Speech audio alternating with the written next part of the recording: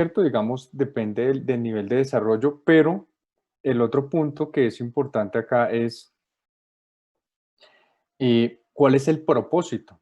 Entonces, cuando es horizontal, digamos que la firma simplemente traslada, una firma que está, en el ejemplo que está en el libro es una firma que está en Canadá, tiene una compañía, ¿cierto? En Estados Unidos, puede ser una subsidiaria, puede ser otra compañía que está en el mismo sector, y el concepto de inversión extranjera directa lo que dice es que hay un traslado de recursos de un país, de una firma, pues que está en un país, hacia una firma que está en otro país. Hace una inversión, compra unas acciones en esa firma y entrega unos recursos, ¿cierto?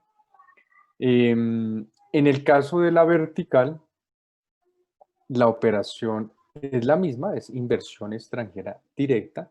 Entonces, no es una inversión de portafolio, no es que yo compro títulos de un gobierno o compro bonos emitidos por una firma, sino tengo que comprar directamente acciones o involucrarme en un proyecto productivo con la otra firma. Y en el caso de la vertical, ¿cuál es la razón? Porque yo me muevo de un país, digamos, de Canadá hacia México, hacia Brasil o hacia Colombia, porque yo quiero aprovechar unas ventajas de integración comercial, unas ventajas productivas que muy seguramente no me ofrece em, tenerlo en un país del mismo nivel de desarrollo económico. Entonces, las diferencias en desarrollo económico son debido a un tema de penetración de mercados o aquí lo están escribiendo, por aquí escribe Santiago, entonces dice que los motivos por la horizontal, evitar barreras comerciales, disminuir costos, adquirir conocimiento de entidades locales para competir con los mismos conocimientos. Perfecto, entonces todo esto complementa la respuesta, es decir, ¿cuáles son los drivers de esa inversión? No es simplemente yo me muevo a Estados Unidos porque allá tengo acceso a más mercado, sino yo me tengo que mover dependiendo de las ganancias del comercio. Ese es un concepto que vamos a ver en todas las partes, los modelos teóricos. Les voy a compartirles ahora aquí la presentación nuevamente. Entonces, ahí está viendo la presentación. ¿La ven full? Sí. ¿Sí? Listo, gracias. Entonces, como les decía, aquí me devuelvo. Esto, inversión extranjera directa. Entonces, básicamente, esto es un flujo, es el cuarto flujo. Nosotros ya vimos flujos de comercio, hablamos de los flujos entre el sector financiero, ¿cierto? Los flujos de recursos financieros, el flujo de la migración, que es el flujo, digamos, de personas, y vemos por qué se hace ese flujo. Y el cuarto es la inversión extranjera directa. Básicamente, aquí lo que yo traslado son recursos que tengo como inversionista de un país al otro. Entonces, esta inversión extranjera directa tiene, digamos, un efecto muy importante sobre el crecimiento económico. Yo voy a hacer aquí la anotación. Aquí hay unos, voy a colocarlo aquí en la ecuación. Bueno, ahora lo ponemos más adelante en la otra ecuación. Tiene un impacto sobre el crecimiento económico. ¿Por qué? Porque estos recursos que traslada una empresa que esté en un país industrializado a una empresa que esté en un país, en una economía en desarrollo, son empleados por esa firma para la producción de bienes y servicios. O sea, son recursos que van directamente para fondear una firma. Y esa firma, ese flujo de inversión, pues está fundamentado en, en un acuerdo que se hace entre las firmas, donde la firma A, que tiene el exceso de recursos, va a invertir en la firma B, y lo que él está buscando es que esa inversión genere un retorno. Es lo mismo que usted hace una inversión en un bono yo voy a incluir esto aquí, pero es que es mejor salirme de este modo pantalla completa, colocarlo acá.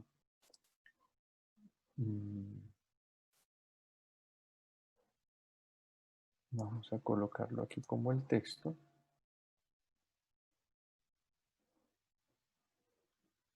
Entonces vamos a ponerlo aquí como otro bullet pequeñito. Exacto. Entonces, la inversión extranjera directa busca un retorno, como cualquier inversión, ¿cierto? Esto es lo que él va a buscar, es que esta inversión genere un retorno a cambio de la entrega de recursos.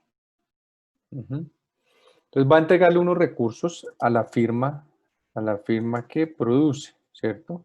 Independientemente de su locación, lo que va a buscar es hacer esto. Entonces, ¿cómo se garantiza que eso tiene un retorno? ¿Ustedes cómo garantizan que envían un dinero, una inversión a Canadá y que eso va a tener un retorno? Respóndanme ustedes qué creen.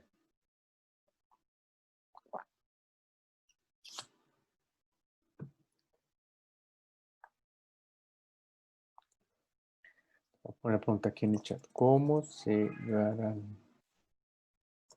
un retorno en la inversión extranjera directa?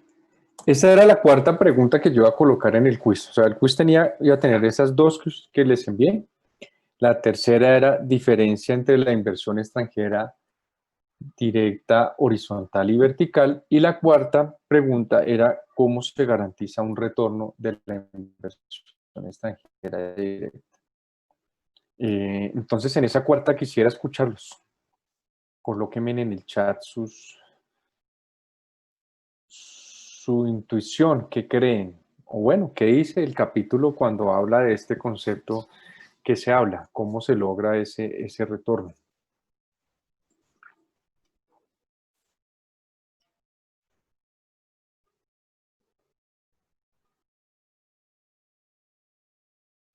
Aquí se hablan de unos flujos. Miren ustedes que ahí en los slides dicen los flujos de inversión extranjera directa, en su mayoría son entre países industrializados, ¿cierto? Y da una cifra, dicen Estados Unidos, 17 trillones de dólares, ¿cierto? El 85% del total es esta Foreign Direct Investment, ¿cierto? Inversión extranjera externa que viene de otros países hacia allá. Habla de unos beneficios, incrementa la producción, incrementa el empleo, contribuye al desarrollo de los países. Entonces, en ese informe de la OSD, pues muestra todos los impactos positivos que tiene la inversión extranjera directa. Y este tercer bullet que yo lo coloco acá, la inversión extranjera directa busca un retorno a cambio de la entrega de recursos a la firma que produce, a la firma productiva o a la firma que produce. Y luego hay unas preguntas, ¿por qué no es tan grande en África? A ver si eso les ayuda a dar la respuesta. ¿Cuál es el papel del riesgo país en la inversión extranjera directa? ¿Cuánto es el nivel o la inversión extranjera directa entre Japón y Estados Unidos? Eso se ve con base en las estadísticas. Y bueno, las diferencias entre África y en América Latina. Entonces, por ese lado va la pregunta, esta tercera. ¿Cómo garantizo yo ese retorno?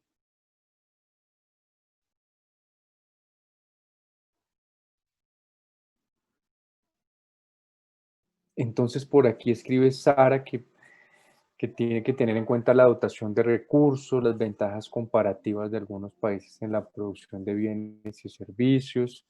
Sí, Sara, eso es cierto, pero eso es parte de las razones por las cuales el inversionista va a realizar esa inversión en otro país. Entonces, coloco un ejemplo. Y esto es parte, digamos, de lo que ustedes ya han visto en sus cursos anteriores, ¿no? O sea, cuando ustedes ven en macro las cuentas agregadas, ustedes ven ahí, dice inversión extranjera directa en Colombia, 9.000 millones de dólares. Ahorita la inversión extranjera en Colombia, digamos, en el último reporte que hizo el Banco de la República, cayó 95%. Entonces, se redujo un 95% frente al trimestre anterior. ¿Qué quiere decir? Que lo que se presentó fue una salida de la inversión extranjera directa. Unos recursos estaban acá y esos recursos se fueron. Entonces, mi pregunta es, con respecto a lo que hablaba yo acá, si esto busca un retorno, ¿cómo garantizo yo ese retorno o cómo se observa ese retorno? Es decir, ¿cómo entra esa inversión extranjera directa a un país? Cuarta pregunta del quiz, a ver. Alguien que haya leído el WIO, que haya leído el WTO, que haya hecho las lecturas y diga, eso se ve de tal forma. A ver, por aquí Carlos me dice que por la diferencia entre las tasas de interés entre países. Y no, digamos que esa diferencia en las tasas de interés lo que va a hacer es una condición para que yo me mueva de un país al otro. Y por ejemplo, si la tasa de interés en Estados Unidos es del 1%, ¿sí? Y en Colombia es del 4%, pues hay un incentivo para que yo mueva recursos. Pero ¿cómo hago yo efectivo ese retorno? Va por ese lado de un rendimiento, pero ¿cómo lo observo? O sea, ¿cómo entran esos recursos al país? Entran volando así, ¿no? Llega un montón de dólares y los sueltan desde un avión de American Airlines, suelta $1.000.000 y eso llega. ¿Cómo entra eso a la economía? A ver, por aquí. Yanish, ¿está bien dicho tu nombre? Janis. Janis me corrige si estoy diciendo bien o mal el nombre. No, sí, es Janis, Janis. Janis, gracias, Janis. Entonces, eh, va por ese lado, se está acercando cuando se pagan los dividendos de la firma en cuestión. Listo, ya hablamos de dividendos, ya se está acercando, pero ¿cómo garantizo yo que me dan esos dividendos? Por medio de inversiones en infraestructura, gobierno o compañías. María Paula, bueno, pero ¿qué hago yo? ¿Qué compré? ¿Qué falta el producto? Mercado financiero es el canal, digamos, donde se puede hacer. Siendo parte de una firma como accionista. Janis, bien, ¿y cómo lo logro? Títulos valor no, Sebastián. Títulos valor son para inversiones de portafolio. Colocación de capitales en el país extranjero. Claro, pero ¿cómo lo hago? Es fácil, la respuesta es sencilla, se están acercando. Remesas no, la remesa es la salida. Entonces, Juliana, la remesa es colombiano que está en Estados Unidos, manda un dinero y eso va en otra parte de la cuenta corriente. Por fin, Nicolás González, acciones. Entonces, por el mercado de valores, Santiago López, listo. Por fin dieron con la respuesta. O sea que aquí en este punto parece que solamente 3 o 4 iban a sacar 5. Bueno, iban a tener la respuesta correcta. Esa es la gran diferencia. Por aquí me hablan de franquicias también, Nicolás. Sí, las franquicias también. Eso es la forma de que ingrese. Pero ojo a lo que voy a colocar acá. Busca retorno a cambio de ingresos que produce. Miren lo que yo anoto acá. Está. ¿Cómo se hace esto? A través de acciones. O sea, lo que yo como inversionista extranjero directo debo hacer es comprar unas acciones en una compañía, ¿cierto? O registrar esas inversiones. Entonces vamos a poner aquí, registro de inversiones. Cuando yo registro una inversión, lo que yo estoy diciendo es, ¿y cómo lo veo yo? Pues cuando usted invierte en algo es porque usted va a ser dueño de algo. Realmente usted adquiere una participación accionaria en una compañía. Entonces, en el sector petrolero, por ejemplo, la inversión extranjera directa llega y lo que hacen es, van a explorar en un pozo.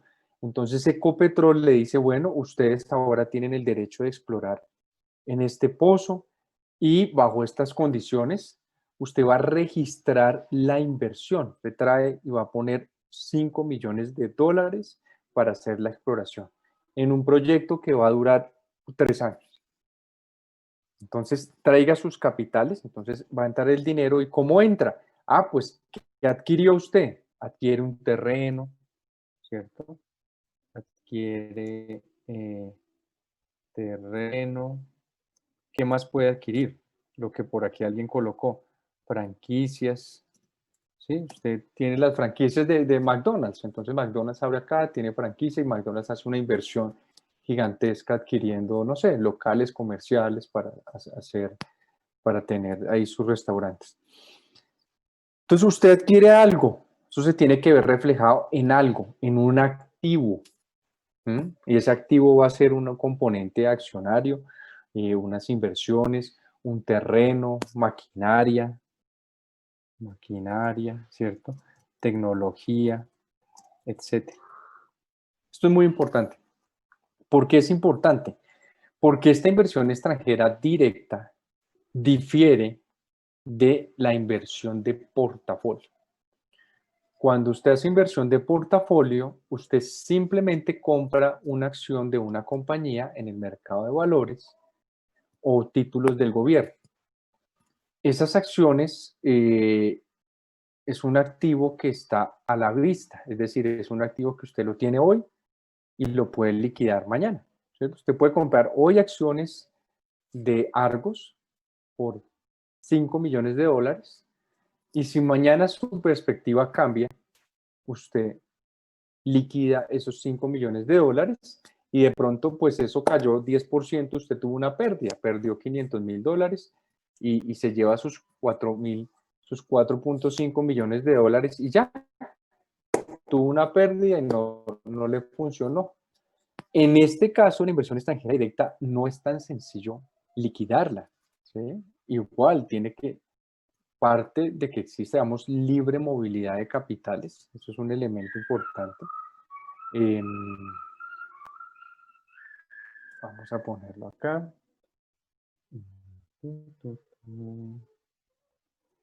Requiere que exista, eso va en general para todos los flujos de inversión, pero lo vamos a hacer explícito acá.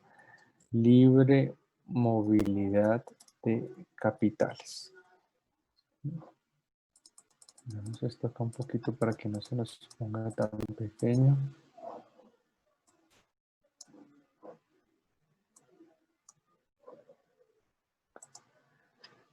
Entonces, vuelvo a este punto. Voy a abrir aquí nuevamente la presentación para que ustedes lo vean aquí. Esta inversión extranjera directa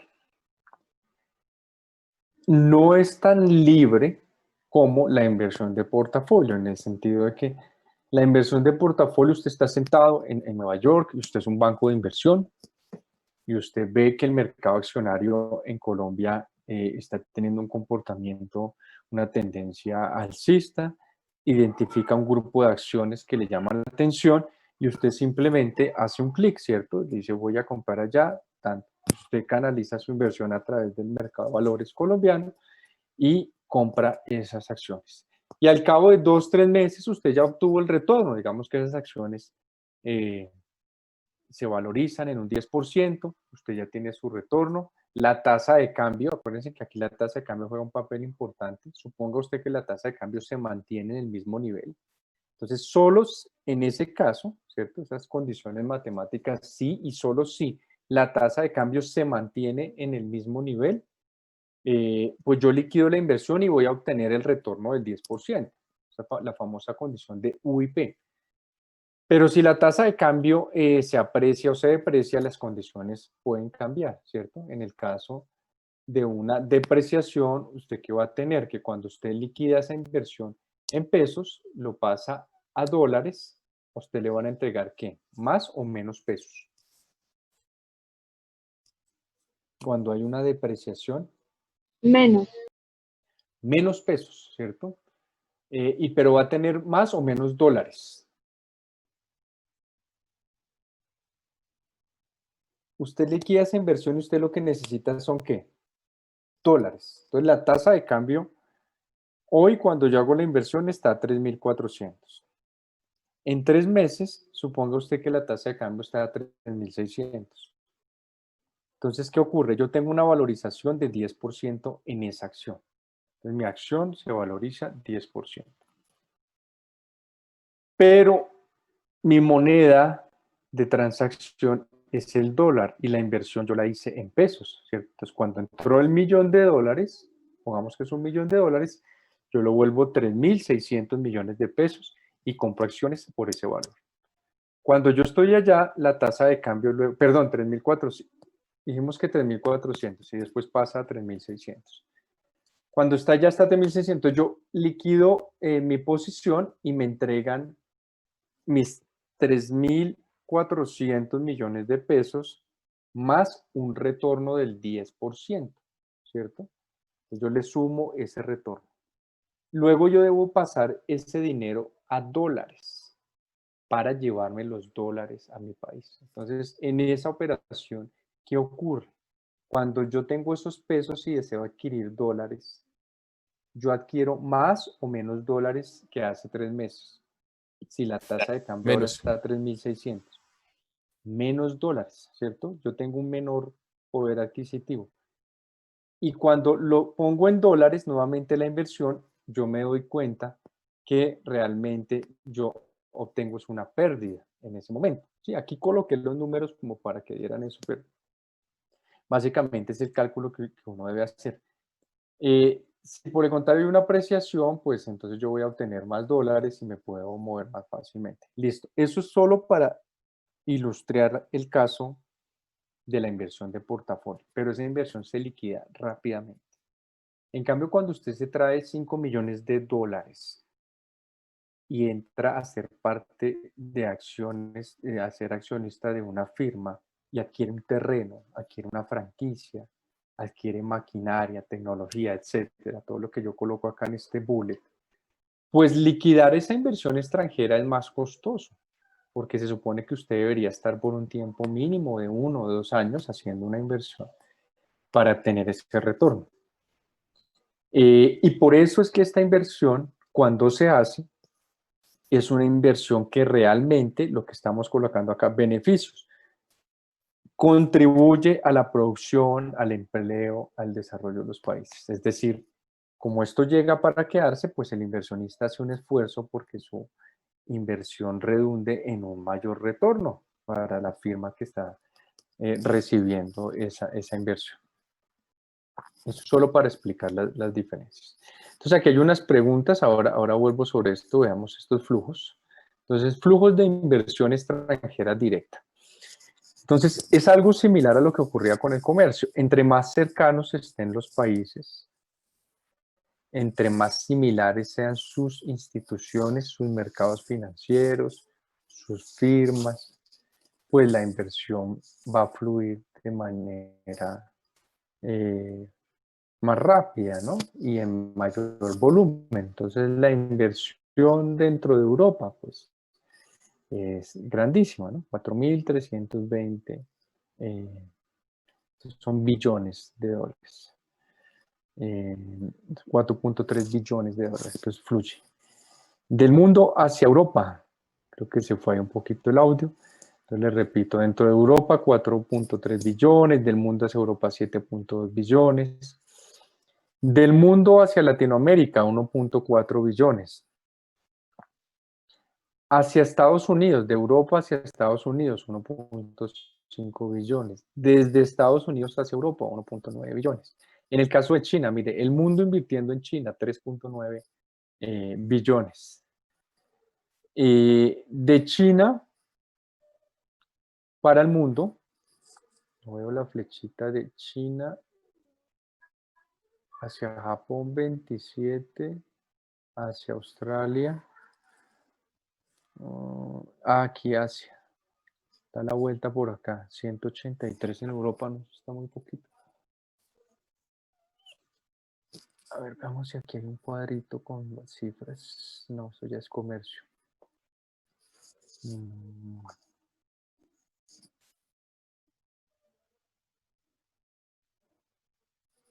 Yo creería que Esto tiene que estar alrededor de los 2000 o algo así. La inversión que hace China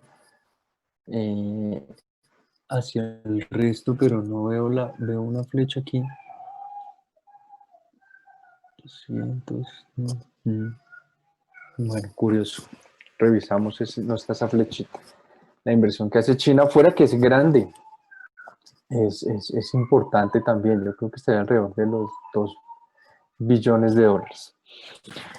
Entonces, esta inversión extranjera directa, lo que uno observa en este mapa es que claramente entre más cercanos y más similares en su nivel de desarrollo, van a fluir más esos flujos de inversiones, ¿cierto? Entonces vemos del mundo hacia África, 570 millones, Estados Unidos hacia África, 53 billones.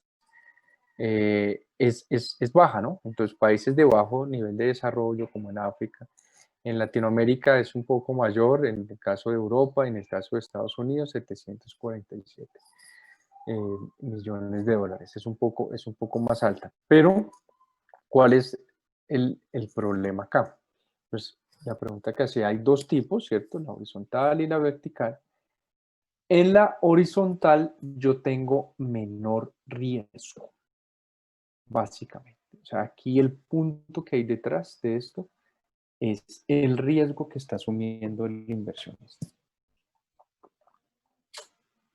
Una firma canadiense quiere hacer una inversión en una firma que está en Estados Unidos, sus niveles de desarrollo son similares, la facilidad de que la firma canadiense visite la firma en Estados Unidos, pues tienen una distancia muy corta, hablan el mismo idioma, están en el mismo sector, entonces es muy fácil que se dé esa inversión. Simplemente hay una ventaja porque en Estados Unidos pues tienen acceso a una de las materias primas que se requieren o quieren penetrar ese mercado. Y la mejor forma es hacerlo a través de una compañía americana para que tenga ciertos beneficios, no sé, tributarios o beneficios de mercado porque prefieren los consumidores comprar esa marca que sea americana y no canadiense. Entonces hay diferentes razones. Eh, pero si esa firma canadiense quiere hacer la inversión en México, que es aquí, la firma tiene una planta en México, entonces miren ustedes, digamos, una firma que tiene una planta de producción en México, quiere un laboratorio, ¿sí? Un laboratorio, yo tengo allá mi planta de producción porque, no sé, los insumos, las plantas que utilizo solo se dan en esta zona selvática de México, entonces yo quiero usar esos recursos allá. Puede ocurrir algo por razones políticas, puede haber algunas tensiones, razones de seguridad, algo que afecte el desarrollo de esos proyectos. La tributación es más alta, entonces hay unas diferencias importantes que restringen la movilidad de esos recursos. Digamos que la firma canadiense que adquiere esa planta, pues es una decisión que tuvo que chequear mucho, revisar. Hay barreras y muchas restricciones legales. Hay unos seguros para todo este tipo de inversión que están allí inmersos y eso genera unos costos de transacción. Entonces, esto es el concepto que va aquí atrás. ¿Sí? Entonces yo voy a poner aquí un bullet. Simplemente para que todos tengamos mayor claridad. Entonces, en la inversión extranjera directa vertical existen mayores costos de transacción frente a la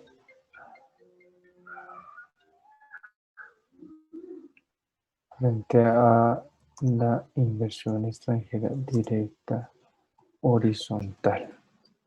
Y vamos a subrayar aquí costos de transacción. Bueno, listo, sigamos. ¿Preguntas hasta ahí?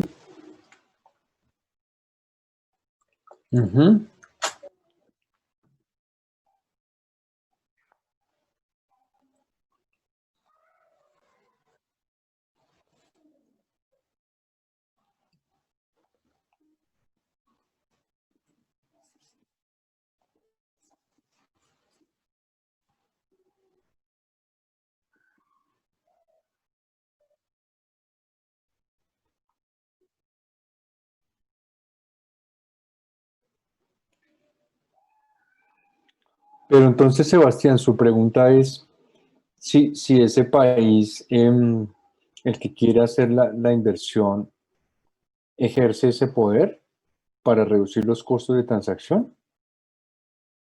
¿Sí lo entiendo bien? Sí, o sea, yo entiendo su punto, pero mire el punto de los costos de transacción. Yo puedo ser la multinacional más gigantesca de Canadá, digamos una empresa farmacéutica gigantesca con presencia en todo el mundo, pero una vez yo entré a México a poner una planta, estoy sujeto a las condiciones laborales en México, a las condiciones sanitarias en México, a las condiciones políticas, a la tributación. Entonces hay un montón de elementos que por eso se habla de los flujos, ¿no? Porque esos recursos pierden una soberanía. Esos recursos son de una firma canadiense y los traslada a México. Una vez eso entra a México, bajo la modalidad de inversión extranjera directa, esos recursos hacen parte de la economía mexicana, es decir, se van a regir por las normas y por todo el contexto que exista en México. Y ahí es donde los costos de transacción son mayores frente a una compañía o una planta de producción que esté en Estados Unidos. Entonces, sí puede que la multinacional tenga, digamos, un poder de mercado y trate de imponer unas condiciones, pero en últimas, digamos un claro ejemplo, los controles de capitales. México puede tomar una decisión como la que tomó Colombia en su momento, hace 10 años, en el 2007, hace ya 13 años, de imponer controles de capitales. Entonces dice Colombia, mire, es un gobierno soberano, yo mando sobre todo lo que ingrese a mi país. Había un boom de crédito en el 2007 y estaban ingresando recursos del exterior en forma de inversión de portafolio e inversión extranjera directa. Y el gobierno dijo, todo lo que va a ingresar a partir de esta fecha como portafolio se debe quedar mínimo 6 meses. Y lo que ingrese como inversión extranjera directa se debe quedar mínimo 2 años. Y a los 3 meses dijo, todo lo que llegue de portafolio ya no se va a quedar 6 meses, sino se va a quedar 2 años. Yo estoy obligando a los inversionistas a que, como tienen que estar sometidos al régimen colombiano, ellos se tienen que permanecer por el tiempo que yo considero. Entonces, esto es una clara, digamos, fricción, obviamente, a la libre movilidad de capitales, porque el principio de libre movilidad de capitales es que yo me puedo mover cuando yo lo considere necesario, pero refleja una preocupación de un gobierno que cuando está enfrentando un boom de crédito doméstico, pero influenciado por la llegada de recursos externos, tiene que tomar esas medidas adicionales, porque no puede empezar a subir solamente la tasa de interés, sino tiene que tener unas medidas que son las famosas medidas prudenciales adicionales. Entonces, en ese caso, por más que sea la mayor compañía del mundo o tenga el gran poder de mercado, va a estar sujeta a las condiciones del país que es el host, ¿cierto? El país que recibe, el país anfitrión de la inversión. Ahí se pierde esa soberanía. Entonces yo quedo bajo las reglas de ese país. Otro ejemplo sencillo. Aquí hablamos de que entran 50 millones de dólares de inversión extranjera. Esos dineros en Colombia no está permitida la libre circulación del dólar para hacer transacciones. Ustedes no pueden ir a un almacén y pagar en dólares, ir a hacer mercado en dólares. No, hay algunas transacciones que sí, unos tiquetes aéreos, bueno, unas particularidades que permiten, pero en la gran mayoría de las operaciones no. Y no circula el dólar, digamos, como moneda de reserva. Usted no puede abrir una cuenta en Colombia en dólares para que le rente en dólares. Lo puede hacer a manera de inversión, pero no a manera de un depósito. Entonces hay unas restricciones a la circulación de moneda extranjera, que lo que hacen es que apenas lleguen esos dólares acá de la inversión extranjera directa, eso se tiene que tasar a pesos. Entonces se pasa a pesos y aquí en pesos es que se paga el terreno, se paga por la maquinaria, se hace todo el proceso. Entonces ahí yo ya pierdo la soberanía de la moneda, porque ahora ya quedé sujeto al peso. Y al estar sujeto al peso, si el Banco Central aquí empieza a bajar fuertemente la tasa de interés y se desborda la inflación, ese inversionista va a tener una pérdida de poder adquisitivo porque sus pesos ya no representan lo mismo cuando llegó. La inversión extranjera directa en Venezuela, por ejemplo, es del 2% del PIB de Venezuela. Es decir, es ínfimo. Y básicamente eso es unos acuerdos que tiene con Rusia y China para unos avioncitos, le compra algunas cositas. Eso es mínimo. ¿Por qué? Porque usted no tiene certeza alguna de que usted lleva un dinero a Venezuela y luego va a poder salir con ese dinero. Uno, no se sabe si salga. Dos, usted no sabe a qué tasa de cambio entra y a qué tasa de cambio sale, porque no hay transparencia en el manejo de la tasa de cambio. Entonces, esa inversión extranjera directa tiene esos riesgos. ¿Alguna otra pregunta? ¿Claro, Sebastián? ¿El punto? Listo, muchas gracias.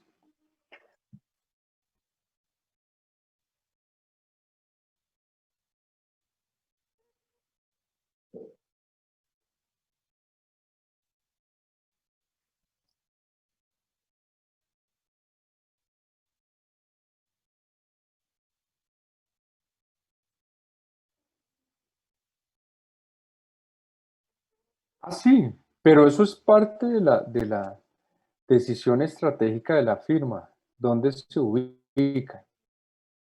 Yo aquí estoy hablando ex post a la llegada de los recursos. ¿Mm? Lo que usted dice es cierto, es decir, cuando yo estoy buscando dónde hacer esta inversión, yo comparo Colombia, Ecuador, Panamá, Chile, y yo hago pues un análisis de a qué país me es mejor trasladar esa inversión. ¿Sí? En eso estamos de acuerdo. El punto mío de estos costos de transacciones, una vez salgan esos recursos y lleguen al país, yo enfrento unos mayores costos de transacción. Claro, yo me voy a ir al país que me dé menores costos de transacción, donde sea más fácil entrar y salir, donde la tasa de cambio sea más estable, donde el gobierno sea estable, donde no me hagan una reforma tributaria cada año, o me pongan a pagar más, ¿cierto? Yo busco la mejor condición.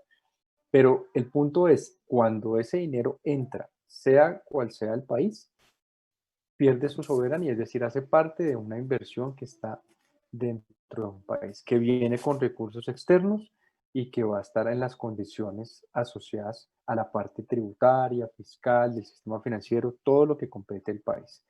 Entonces, siempre van a existir mayores costos de transacción cuando yo me muevo de un país desarrollado a un país en vías de desarrollo, porque las diferencias pues son grandes en términos de toda esa institucionalidad.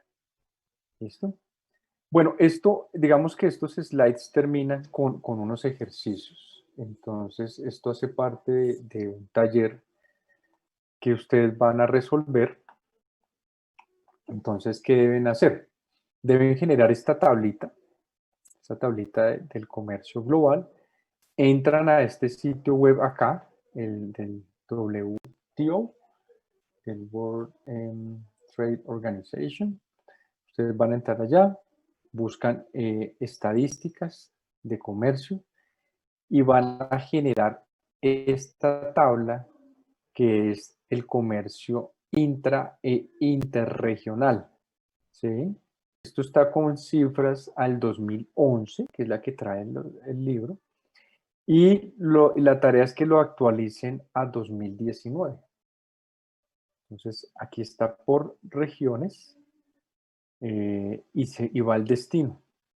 Y están los valores. Entonces, esta tabla ustedes la construyen con base en esa información. ¿Qué deben saber?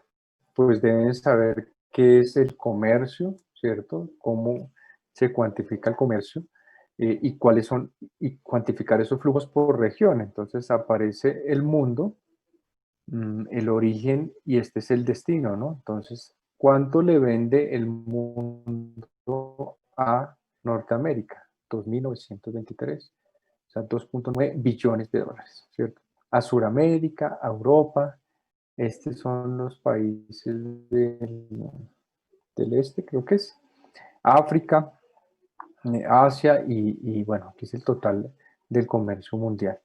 y lo van mirando para cada región. CIS, Commonwealth of Independent States. Creo que esto es Israel y bueno, hay un grupo ahí de países, está la denominación. Eso es una parte. La otra parte, entonces, con base ya en esta presentación y en la lectura del capítulo completa que ustedes ya hicieron, y una vez calculen esta tasa, entonces responden esas preguntas. Entonces, cantidad total de comercio entre Europa. Dice, entre Europa. Aquí Europa y Europa. Creo que se me fue un poquito. Aquí está Europa. Destination. Origen Europa. Entonces, ¿cuál es el comercio entre Europa?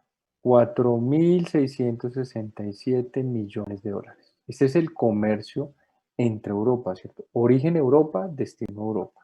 Entonces aquí ustedes colocarían ese valor, pero a 2019. ¿Qué porcentaje es del total del comercio mundial? Entonces, ¿cómo sacan esa cifra? Comercio mundial. Entonces aquí dice, aquí está el mundo, es el total del comercio, y cogen estos 4.600 y lo dividen sobre el total del comercio. Entonces les dice, ¿qué porcentaje es? Aquí les da que es como 4 por 4, 16, como el 40% aproximadamente del comercio. ¿Sí? Siguiente pregunta, ¿cuál es el monto total transado en cualquier dirección entre Europa y América del Norte? Entonces usted hace un cálculo y dice, mire, Europa y América del Norte transan tanto. A eso súmele el comercio que hay dentro de Europa y calcule ese valor, qué porcentaje representa del total del comercio mundial. O sea, ya les va a dar un valor, ¿cierto? O sea, al final va a decir, mire, eso me da el 80%. El 80% del comercio se da entre estas dos regiones. Explique, según lo visto en clase, por qué razón el comercio entre Europa y América del Norte es tan fuerte. Comercio. Ahorita estábamos hablando de inversión extranjera directa. Esto es comercio, ¿cierto? La primera parte. ¿Qué hace que el comercio sea tan fuerte? Es la razón. ¿Cuál es el total del comercio dentro de las Américas? América del Norte, América Central y América del Sur. Y aquí porque dice ANT. Y dentro de cada una de estas regiones. Dentro de las regiones. Voy a quitarles esto, a ver si lo voy a hacer más sencillo.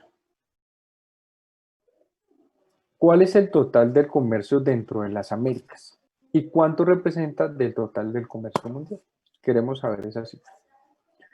¿Cuál es el total del valor exportado desde Europa hacia América y qué porcentaje representa del total mundial? Comercio entre Europa, Asia, América, ¿cierto?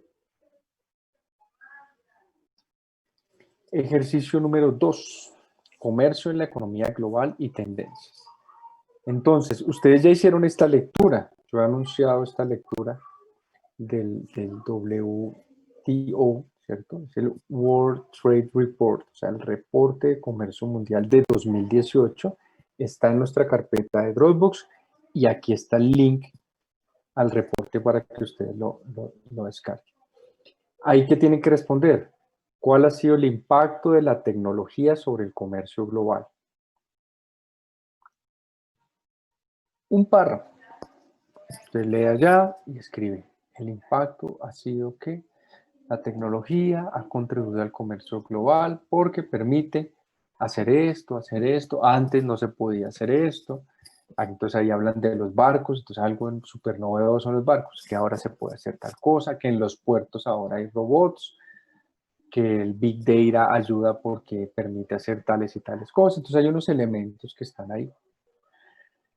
B, ¿cuáles son las oportunidades para los países en desarrollo? Países en desarrollo derivadas del uso de nuevas tecnologías. Entonces hay un capítulo, hay una sección especial donde dice, mire, entonces eso ha pasado en todo el mundo, pero los países en vías de desarrollo tienen un potencial. ¿Por qué?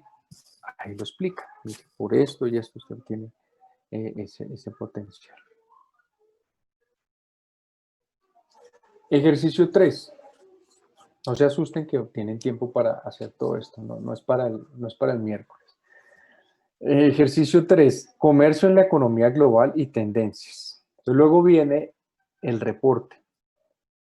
Reporte de la Organización Mundial del Comercio del 2019. Entonces voy aquí a poner esto en negrilla para que ustedes vean la diferencia. Aquí es en negrilla.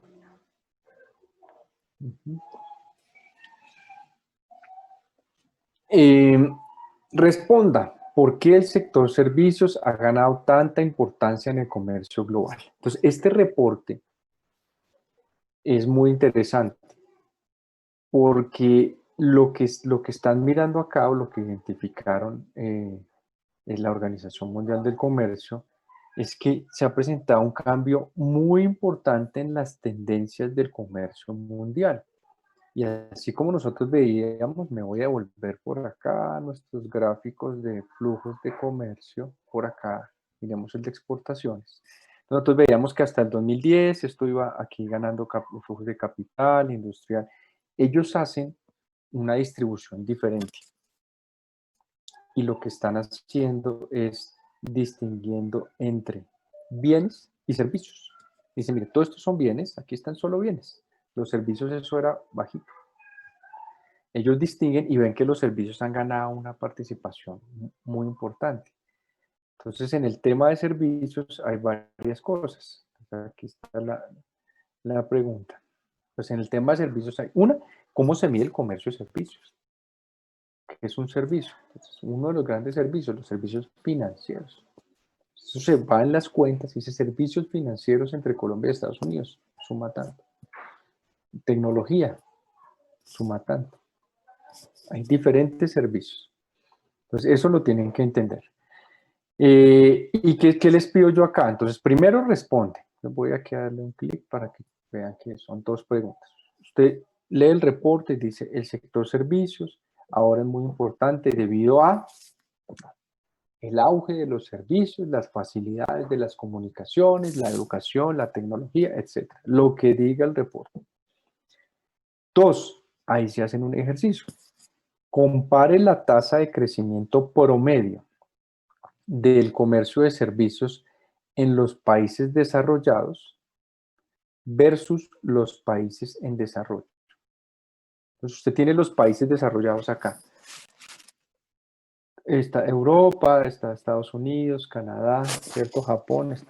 Y resulta que el promedio de la tasa de crecimiento del comercio, ese dato está ahí. O sea, usted cuando lea la introducción, ahí le sale el dato. Tranquilo que no tienen que hacer mayor. Ahí le sale y dice, mire, el promedio para estos países es del 15%. Y en los países en desarrollo le da el 5%. Es decir, que la tasa de crecimiento es 3 veces más grande en los países desarrollados frente a los que están en desarrollo. ¿Cuál es su tarea? Usted compara las tasas, ¿cierto? Allá están presentadas en el reporte, usted compara las tasas. Ellos están comparando entre 2005 y 2019, o sea, yo no les voy a poner a calcular algo que no está en las cifras. Y usted explica, dice, mire, es esto y esto. ¿Qué dice el reporte? Dice, mire, eso obedece.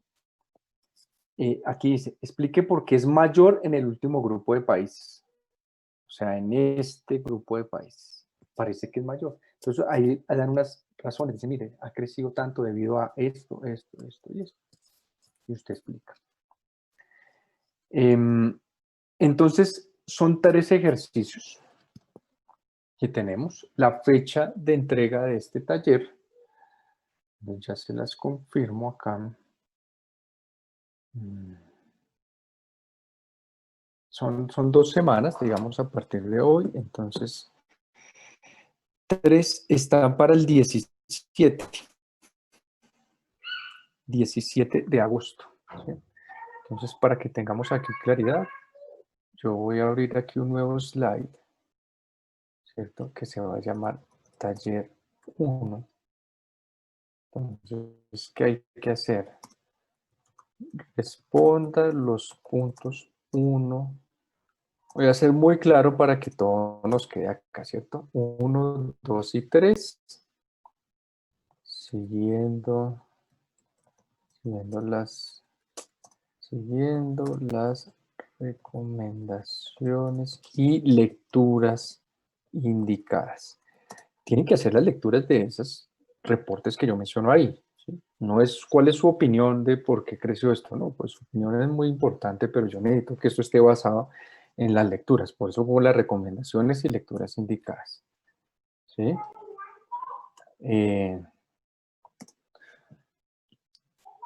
Este taller, lo ideal es que lo hagan máximo en grupos de 2, pero se puede hacer hasta en grupo de 3, dado que son 45, entonces pues si quieren se pueden asociar en grupos de 3.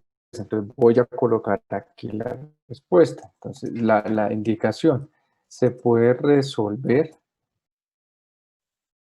en parejas o máximo en grupos de 3 estudiantes, ¿cierto? Para que ustedes se organicen. Tercero,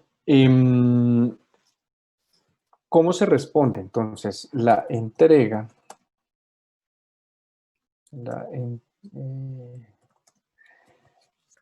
Andrés, ¿estás ahí? Sí. Andrés Avellaneda. Hola Andrés, una consulta rápida. Aquí los estudiantes en el aula virtual, digamos, podemos habilitar un espacio para que ellos suban el documento de respuesta con su taller y que después podamos entrar a revisarlos. Esa parte, ¿cómo la podríamos manejar? ¿O qué Pues sugiere? no tengo conocimiento pues perfecto del tema, pero sí se puede. Sí, por Sí. ahora, entonces, digamos, ellos tendrían una opción que sea que lo suban, pero pues yo quiero que cuando lo suban me llegue a mí la notificación de que ellos lo subieron, o pues te llegue a ti, que podamos decir, mire, aquí llegó. Sí, o sea, cuando uno habilita eso en el aula virtual, pues ellos cuando cargan los documentos te va llegando una notificación al correo electrónico, pero el institucional. Sí. ¿Y ya? Entonces voy a dejar acá que la entrega del taller se debe hacer por el aula virtual. Otra cosa, Miguel, me escribieron la semana pasada que pues hay una chica que no tenía acceso al aula. ¿Quién más no tiene acceso al aula? Las personas que Sigue no el tengan chat, acceso al por aula, favor. por favor, que me lo Sí. escriban o sea, que lo escriban ahí en el chat, por favor. Ya habíamos hecho un sondeo de esto, ¿no? Y varios, pues los que dijeron que no, por aquí está Angie. Varios dijeron que no y tenían que comunicarse contigo, ¿no? Sí, me llegaron como solo 2 correos, pero es que lo que pasa es que para darles acceso tengo que mandar un correo al Centro de Educación Virtual y esa gente está Lo súper entiendo. saturada, entonces toca mandar un solo archivo Excel con los faltantes. Eso lo hago hasta ahora. Listo. Entonces vamos a poner aquí un deadline. Entonces yo voy a colocar acá. Entonces, por favor, las personas que no tienen acceso al aula virtual deben enviar un correo hoy antes de las 5 p.m. solicitando el acceso. ¿Qué deben enviar ahí, Andrés? Nombre, cédula y correo. Nombres completos y apellidos completos. Nombres y apellidos completos con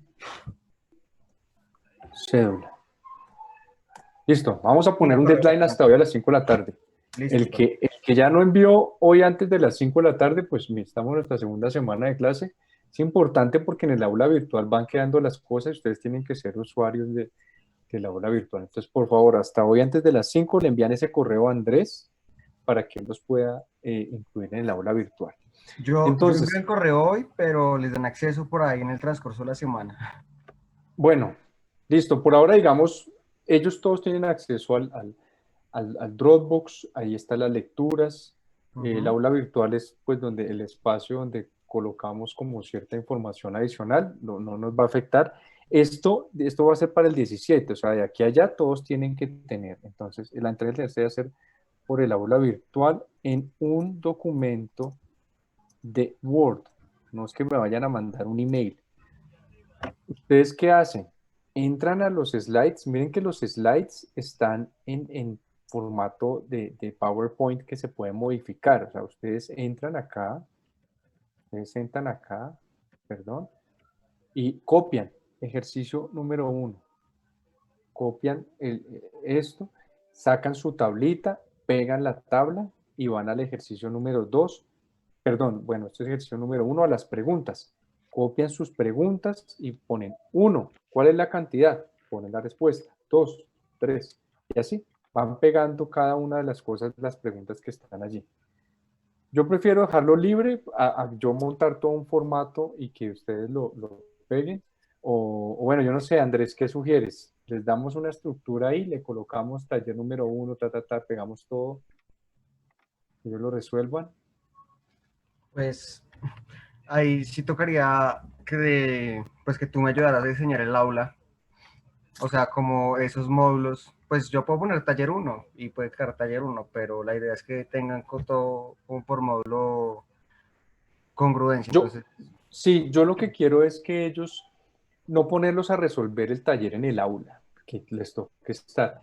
Yo no, quiero que lo que carguen. ellos peguen el Word y que haya en el aula un bullet que diga taller número 1 subir aquí y que ellos suban el taller al aula, pero que sea un formato de Word. Dejémoslo así Ah, general, sí, ¿cierto? eso se puede hacer. Eso se puede hacer. Entonces, ellos simplemente van a colocar, yo les voy a dejar una indicación simplemente en un documento de Word titulado. Entonces yo les voy a decir cómo se llama el archivo. Taller número 1, teoría económica y política internacional. Eh, y aquí tienen que colocar los apellidos, solo el apellido. Entonces, ejemplo, este es el de Sánchez, Pérez y Sarmiento. Doc, ¿cierto? Sí. Pues aquí les dejo esa indicación. Yo quiero ser muy explícito con esto porque pues lo explico una sola vez y no van a empezar a mandar un correo, profe, tengo un pedazo en Excel, ¿dónde se lo envío? No, esto es un taller que ustedes arman y tienen 2 semanas para desarrollarlo. ¿Listo? 4. Entonces, la fecha límite, entonces aquí vamos a colocar la fecha de entrega es... Habíamos dicho que el 17, ¿cierto? Es el 17 de agosto. Esto ustedes lo envían. Yo quisiera abrirlo en clase ese día a las 11. Sí, hagamos eso para que ustedes para que yo pueda entrar a chequear que todos tienen y revisarlo. Entonces, a las 10 a.m.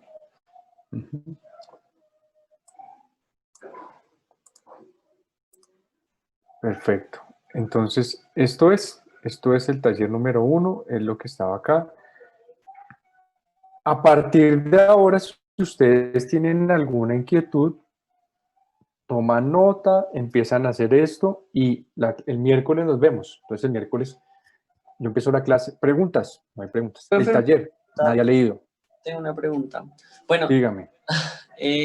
la primera es que estaba revisando el Dropbox, buscando el reporte del 2018 y no lo encontré. No lo vi en el Dropbox. Pero bueno, ahí lo tenemos. Entonces nos toca chequear eso, pero yo creería que ahí está. Ok, y la otra pregunta es, ¿tú ahorita subes esta diapositiva actualizada al aula?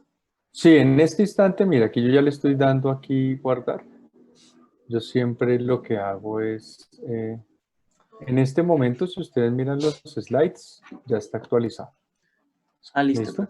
Gracias. Y miremos eso. Andrés, ¿me ayudas a confirmar eso? Que si este es 2018, yo creería Dale. que sí lo habíamos subido. Dale. Miren, Ya te igual, confirmo. aquí está el link. Qué pena, pero si no llega a estar allá, aquí está el link. Ah, listo. Aquí está el link y lo pueden descargar directamente. Yo creo que para el 2019 hice lo mismo. Está el link al reporte. Ah, listo, En profe, principio, perfecto. ¿cierto? Juan Camilo, en principio no tendríamos ese inconveniente. Ah, es el WTO del 2019. El de COVID, creo que. Ah, no, No, el del 2020. El del 2019 está. solo está 2019, que es el del sector servicios. ¿Y el de 2018 Perfecto. nos falta? Ajá. Entonces falta el del 2018. nos falta este. Entonces ya mismo yo se los dejo acá. Ups, ¿qué es? Si quieres me envías la presentación a mí, yo se las reenvío a ellos y la subo al aula. Lo estoy pegando acá. Espérate a ver si me lo abre de una vez. Lo estoy pegando acá. Aquí ya me sale. O sea, con el link que yo les envié está todo. Full report. Lo acabo de descargar. Entonces, en este instante lo estoy bajando y ya mismo les queda guardado en el Dropbox. ¿Listo? ¿Alguna otra pregunta? Bueno, entonces mi invitación, dele una mirada a esto, que estén los reportes, que estén las lecturas, si tiene alguna inquietud, pues está Andrés y estoy yo para resolver las inquietudes y darle el miércoles cuando empecemos la clase, si hay alguna pregunta, pues la hace. No se vayan a esperar al 16 de agosto a las 11 de la noche. Profesor, la tabla 1 no la encuentro. Sorry, yo no respondo correos después de las 5 de la tarde. El otro día yo entro y le digo, mire, ya tenía usted que enviar esto, aquí va. Entonces, pues lo que logre hacer en una hora. Entonces, evitemos eso. ¿Listo? Revisen eso y me cuentan. Nos vemos el miércoles. Andrés, muchas gracias. Listo, Miguel. A todos ustedes, muchas gracias. Nos vemos el miércoles. Listo, profe, gracias. Chao, profe. Buen día.